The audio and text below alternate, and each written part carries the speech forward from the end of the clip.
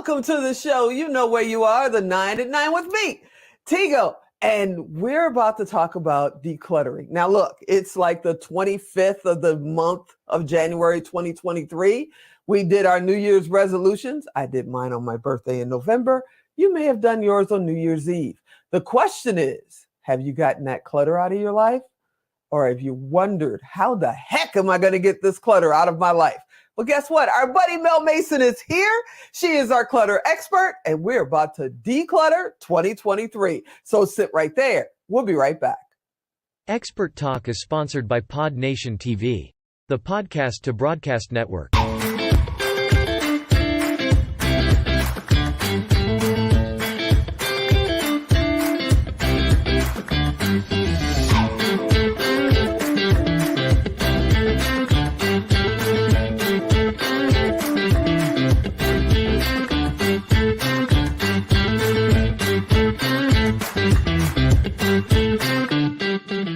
Yeah, I don't know about you, but I need some decluttering therapy. I mean, I've got stuff from, I'm not going to admit it out loud because our buddy Mel Mason is here. What's up, Mel?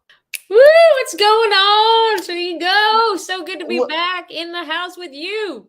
It's so good to have you back. All right. It's the 25th, I think, of January. And if you guys are watching this in 3035 or something, it was the 25th of January in 2023, okay?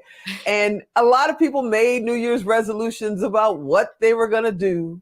And I'm sure a lot of that was, getting this clutter out of their lives.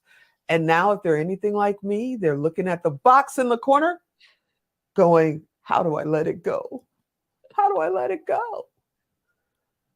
Yes. How do you let it go? Those New Year's resolutions. I've never been a big fan of New Year's resolutions anyway, because when you actually think about it, we're making resolutions in the dead of winter. And what do we do in the dead of winter? We're supposed to hibernate. Slow down. So I prefer to make any resolutions or goals for the spring. But for those of us that have actually made New Year's resolutions, more than likely you were on fire at the beginning of the year. You're like, yeah, I'm going to do this. And maybe you even started cleaning out a junk drawer, or you pulled everything out of your closet. And then if you got everything out of your closet, it wound up on your bed and you're looking at it like, what do I do with all this stuff now, right? And then you just got frustrated, threw it all back, and you're like, forget this, New Year's resolution over, on to the next thing, right? Well, what if the whole process could just be simplified? What if it could be easy? What if you could, wait for it, have fun? Fun? Yes. What if you could have fun doing it? It wasn't stressful and it wasn't overwhelming. That's what I specialize in, because it doesn't have to be stressful. It doesn't have to be overwhelming. I'm actually at a point in my life where I used to dread getting organized. You couldn't get me to clean my room. Now I get these urges to purge, and I look at my watch and it's like 8:00 at night. And I'm like, no, this is not the good time. I will never get to bed. So sometimes I actually have to stop myself from purging because it's so much fun. So it gets to be fun. And when you learn to take the stress and overwhelm out of it, you enjoy it. And you're like, oh my God, like I can do this. It's not so hard. So how do you do that? You simplify it, right?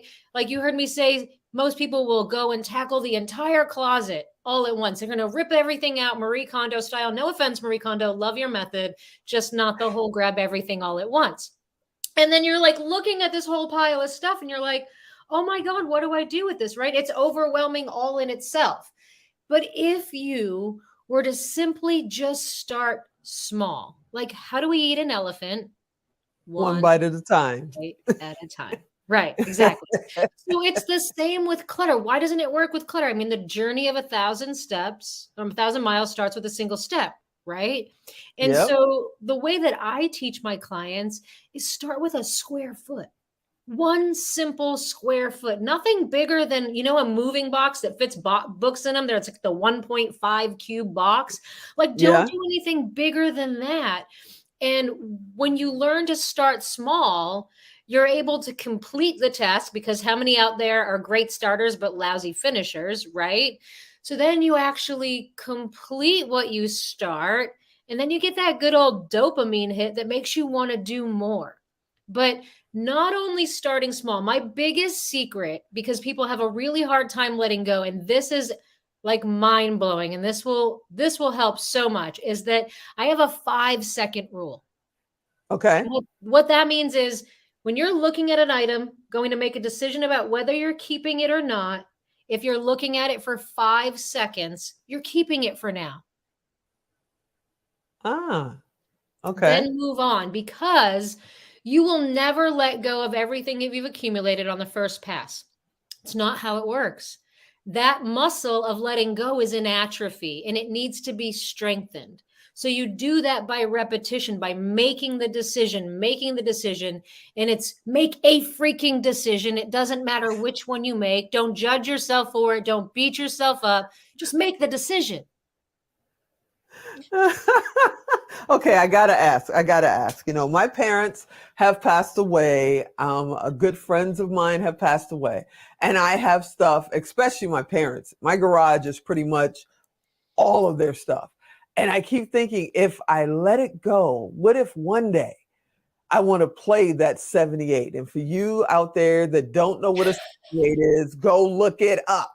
But I want to play that 78, you know, how do I let that go? I mean, we literally measured so the cars could fit in. I'll be. I love it. I love it. Well, first you get to meet yourself where you are, right? You're not going, this is where I'm different from other people and other, organizers out there, is that you're not going to let go of anything you're not ready to let go of until you're ready to let go of it. But the only requirement to actually begin to let go is to be willing to look at it and make the decision. If you're just letting it sit there and you're not going out and looking at it and building that muscle, making the decisions, you'll never let it go.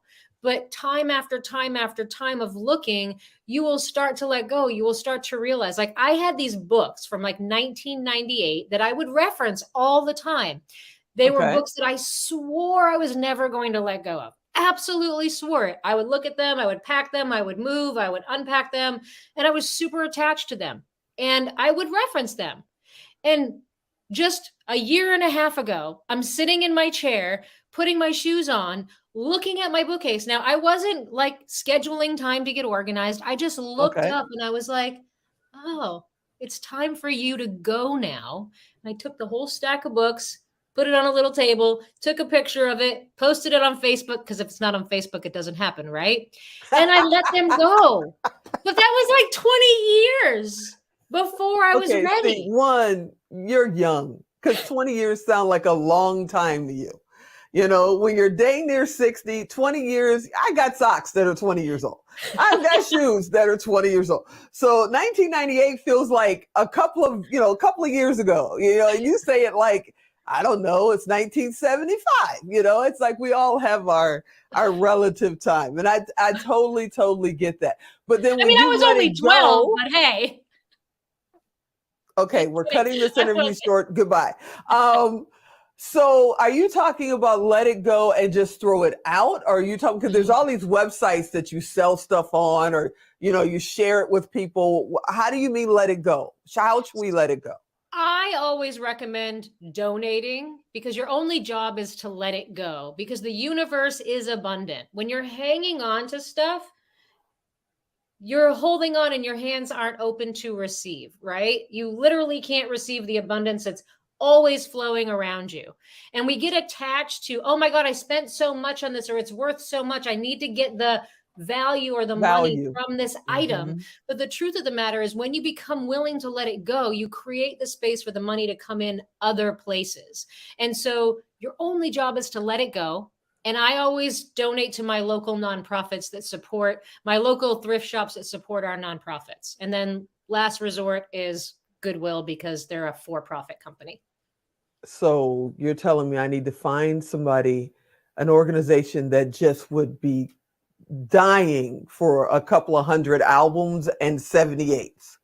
You're making too much work. You don't actually have to do a lot. I mean, where I live, I got 15 different thrift stores that I can choose from. My rule of thumb is whatever's closest to my house and open or on my way. I love it. How do they get in touch with you, my friend? info@decluttering-spaces.com or 619-602-3725. You can just call me. All right, everybody. You know how it is. Thank you so much. I can't wait to see what we're going to talk about next month because I love having you as a VIP expert, but then you make me declutter. Okay. All right, everybody. I hope you enjoyed that episode. You know I want you to come back next time. And if you didn't get to write it down, you know what to do. Go to Tigo Direct, type in Mel, type in Mason, type in declutter. She's coming up. Reach directly out to her. It costs you nothing. It costs her nothing. As always, I know how much you want to be here next time, which is probably tomorrow. And I'll talk to you soon. Bye-bye.